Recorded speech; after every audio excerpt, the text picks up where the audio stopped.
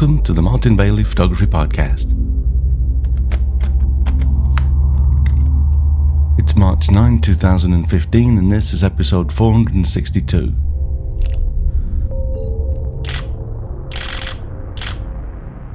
This week is the last part of a two-part series to walk you through a selection of photos from my second Snow Monkeys and Hokkaido tour for 2015. We pick up the trail on day 7 with one last Hooper Swan shot before the majestic sea eagles and a surprise visit from a northern fox. Towards the end of last week's episode, when I walked you through the first 12 of the photos from Tour 2, I mentioned that the swans often run along the water in front of the frozen part of the lake as they take off. And this is the photo that I was thinking of. And the unsteadiness of the water gives the swans an ungainly look as they splash along the water, gaining speed to take flight. Also, as I mentioned last week, I generally shoot panning shots like this between a 25th and a 40th of a second exposure. A 1/25th of a second exposure has a much higher failure rate for sharp heads, but can result in more aesthetically pleasing blurred shots. A 40th of a second, on the other hand, has a higher success rate but less wing movement. This particular image was shot at a 30th of a second, so the head is slightly less sharp on close inspection, but beautiful wing movement is recorded. So it can be good, if somewhat risky, to just go a little bit slower with the shutter speed. Next is a fun shot that I made after breakfast on day 7 as we visited Sulphur Mountain for what is usually an apocalyptic scene with the volcanic fumaroles spewing sulfuric steam into the atmosphere. As it was so warm in Hokkaido for pretty much most of this winter though, it was too misty to do any more than a few close-up grab shots of the fumaroles, but I quite like this shot instead of 2 of our tour participants in the mist.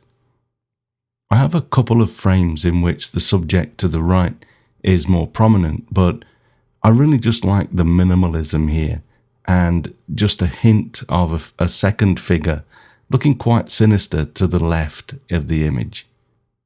As we drove over to the fishing town of Naosu, where we would spend 3 days, going out each morning to photograph the sea eagles, we took a look at a couple of locations where I know there to be Ural owls, but they were not on their nests this day, so we continued on after lunch to the Notsuke Peninsula.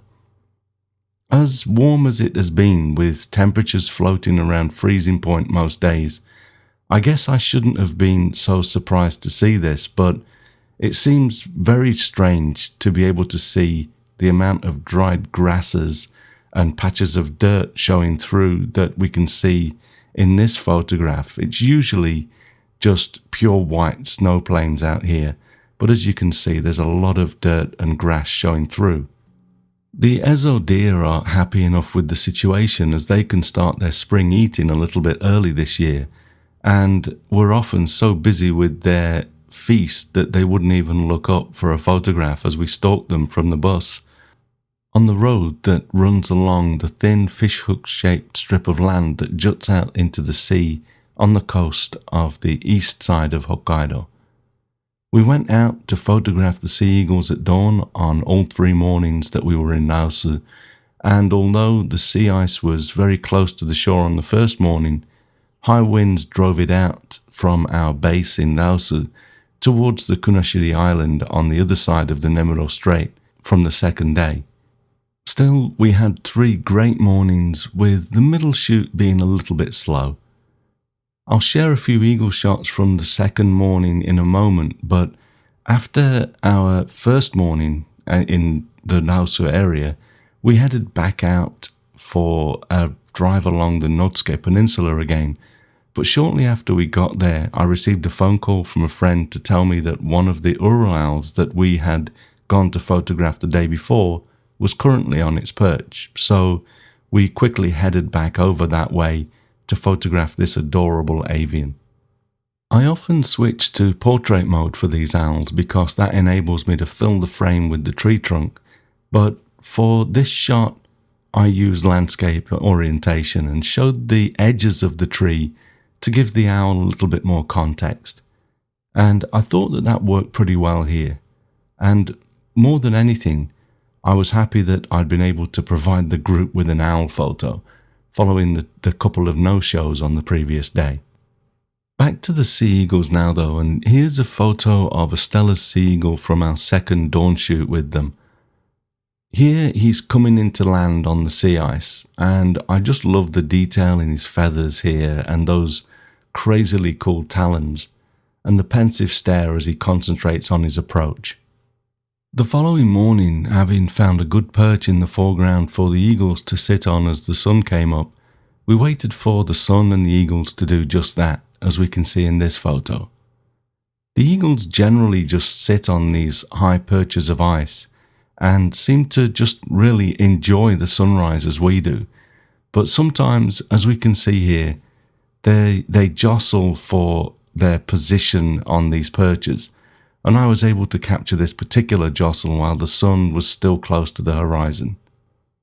One tip to keep in mind when shooting things like this is that once the birds are in front of the sun, autofocus generally gets all flustered and doesn't work until you see a more distinct silhouette, like in this photograph. If you are working from a boat like this, it's a good idea if you use the back AF button, autofocus button on the camera to focus, and then you get focus while the birds are away from the sun, and assuming that you don't move any closer or further away from the subject, just don't press the AF button on the back of the camera again as the bird moves in front of the sun. If you do that, the focus can start to search and you'll miss your shot. Of course, you have to disable the focus from the shutter button as well, and this is a common way of setting up a camera for wildlife and sports photographers. I won't go into detail on this now, but if you're interested, let me know and I'll do an episode on that to just go through the merits and demerits. Another thing to remember at times like this too is try not to look at the sun through the lens too long. You'll end up doing it for a few seconds to get your image all lined up and composed nicely, but once you have your composition set and the lens focused, move your eyes slightly away so that the sun is obscured, at least partially, by the top of the viewfinder. This way you can still see enough to maintain your focus and your composition without frying your eyeballs. Note too that this is only possible while the sun is very low in the sky. Once the sun rises more than you can see in this shot, it's very dangerous to look at it directly through your camera, especially with a long lens, and even when it's slightly obscured. Okay, so here's my messy sea ice shot. It's nice when we have sea ice, especially when it creates a nice and uniform background, as it did in the earlier eagle shot. It can be quite messy though, as you can see in this next photograph of a white-tailed eagle taking a fish from the sea. I can live with the messy sea ice in this shot though, as I just love the wavy shapes and lines in this image. The wave formed by the lower line of the neck of the eagle is almost mirrored by the arch of the water that the bird has kicked up as he drew the fish from the water. Of course, it's much easier to get a clean background by shooting the eagles in flight, as I did in this next image. We have the mountains behind Naosu in the background here, and I went in really tight with the new 100 to 400mm lens from Canon at 271mm. I could have pulled out further, of course, but sometimes I just really like to crop in tightly to capture the incredible detail of these magnificent raptors. Here's one last fun shot of the Stella's sea eagles before we move on. This is not a multiple exposure or anything like that. These three stooges had been sitting on a bit of sea ice, just chewing the fat, as they do of a morning, and they just decided that it would be fun to walk across this little chunk of ice to a larger piece, and I was lucky enough to capture the comical moment. After our third dawn shoot with the eagles, we had some tough decisions to make as the weather was closing in on us again. If you remember from the previous episodes on Tour 1, there had been a major road closures across most of eastern Hokkaido, forcing us to stay in one hotel an extra night and preventing us from getting to Naosu for 2 days. We had brought the situation around by positioning ourselves to get in early enough on our second day to shoot the eagles, and then we shot twice more on our last day. But it had been a difficult couple of days. Well, although we'd finished 3 great eagle shoots on Tour 2, if we moved on to Utoro, where we were to do some landscape work and the waterfalls, and then have a great last dinner, there was a good chance that we would not be able to leave Utoro on our last morning, forcing us to miss our flight home back to Tokyo.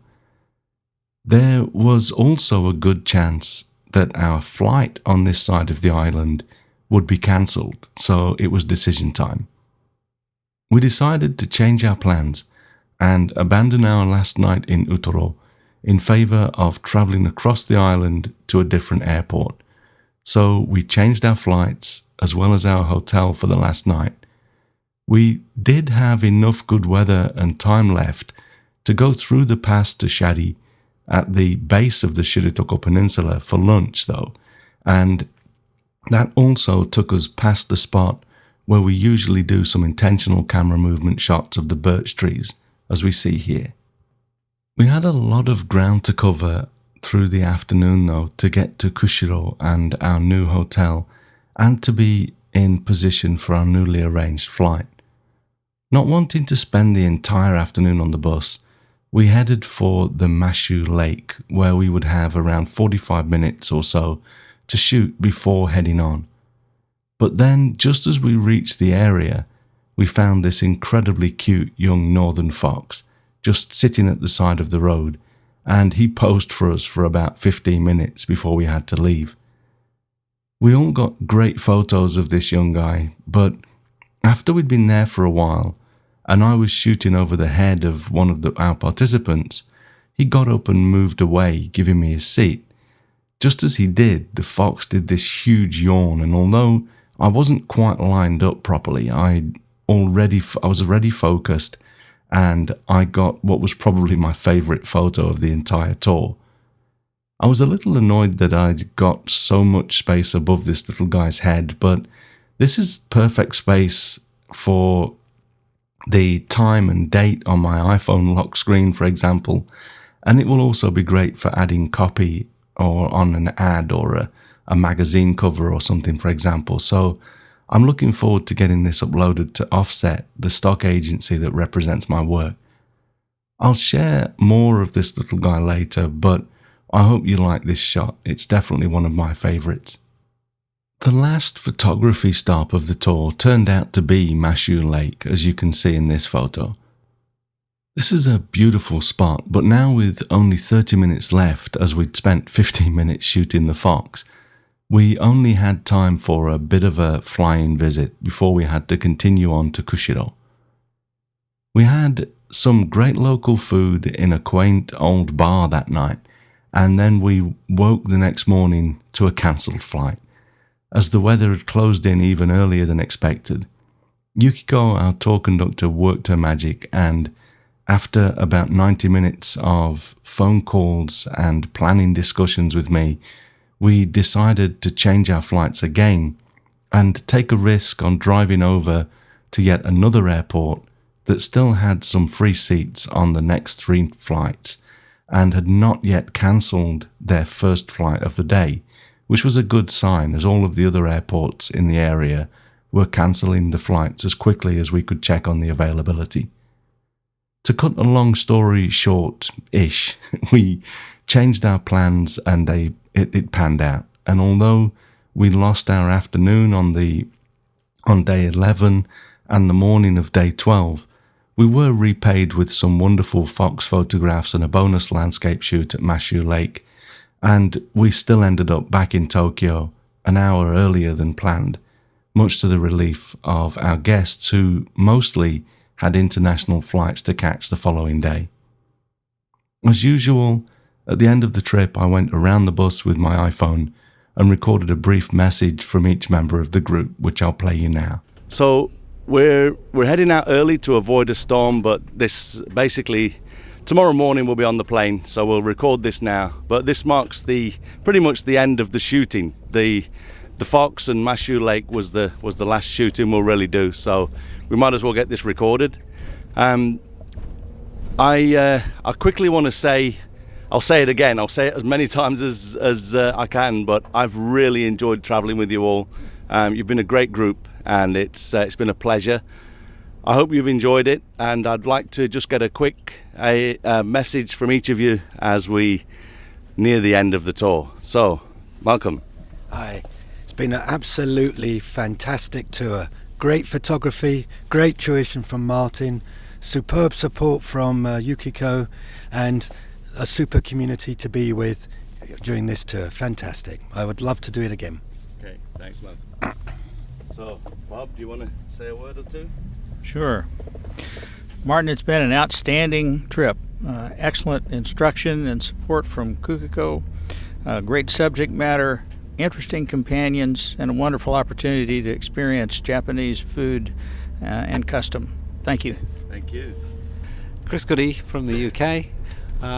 It's been a great trip.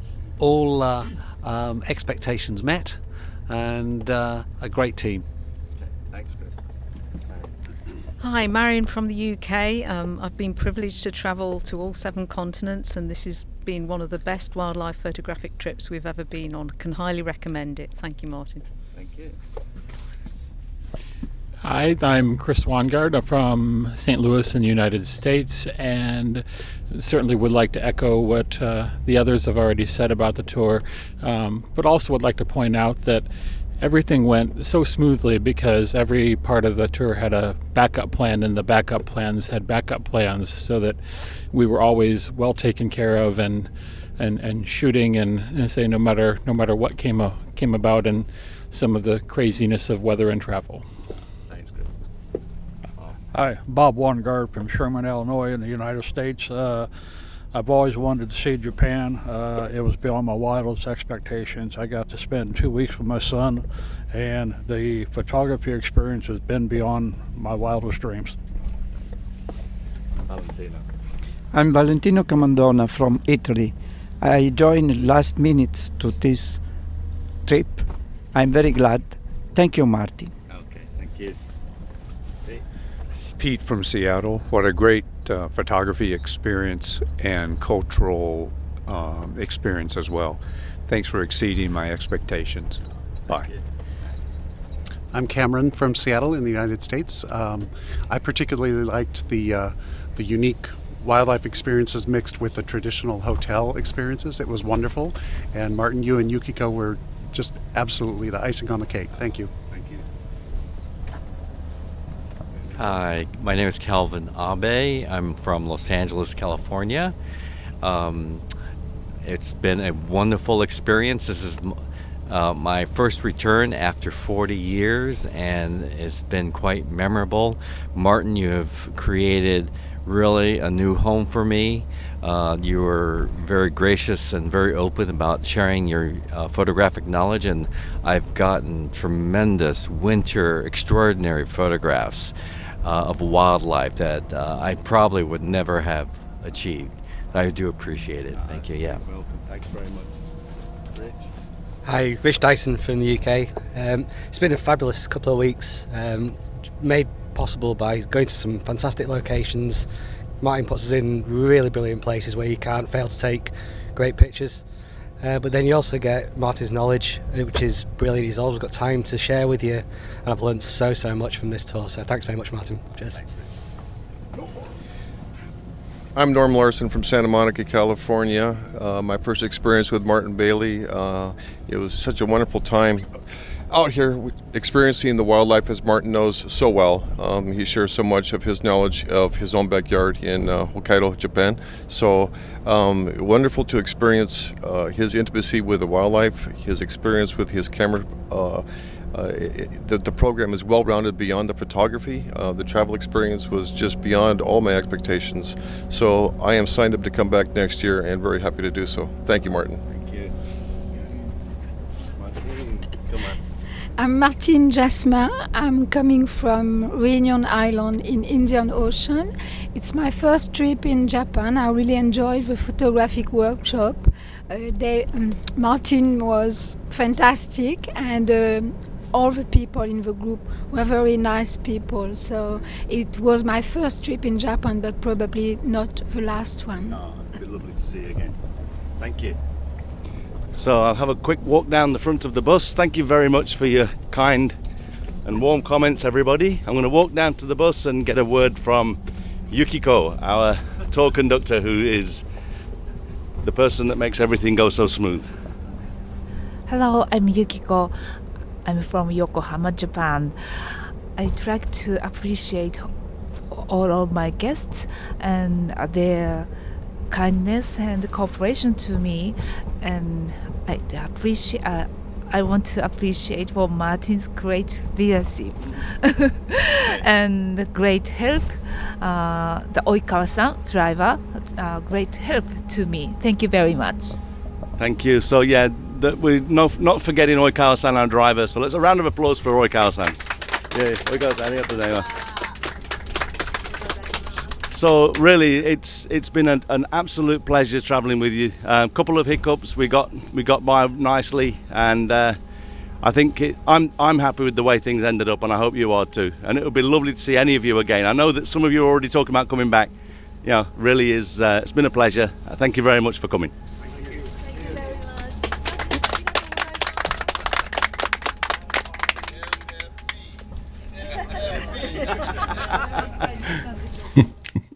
So you could probably hear Norm Larson in the background there saying MFB as we were finishing, and he basically renamed MBP to MFB, and I'll leave it up to you guys to think about what the F might stand for. But we had a lot of fun, and Norm actually in Japan, when you do tours, they put a plaque on the front of the bus so that people know when you stop in places where there's lots of buses, people know where to come back, which bus to come back to. And I always write MBP and then the Japanese for photography tour. And Norm took that and changed the MBP to MFB. And we did a great photo that Norm dreamt up of us all looking out of the front of the bus and pointing to this sign. I wish I could tell you what the F stands for, but I'd have to bleep it out, so you can probably guess from that. Anyway, that finishes the travelogue of our second Japan Winter Wildlife Tour for 2015. Note that, again, as I said last week, we are taking bookings for 2016 tours. We have been doing for a while now, though, so both tours are already almost full. We've got just a couple of places left on each one. So if you would like to join us, check out the tour page at mbp.ac/WW2016 and sign up sooner rather than later to secure your place on the Japan Winter Wildlife Tour of a lifetime. So thanks very much for listening today. If you enjoyed this podcast, please share a link with your friends, and if you don't already, please subscribe in iTunes or your favourite podcast program to ensure uninterrupted delivery. You can find me on Google+, Twitter, Instagram and Facebook, etc. And links to everything that I'm up to are at martinbaileyphotography.com, so do drop by and take a look. I'll be back next week with another episode, but in the meantime, you take care and have a great week, whatever you're doing. Bye bye.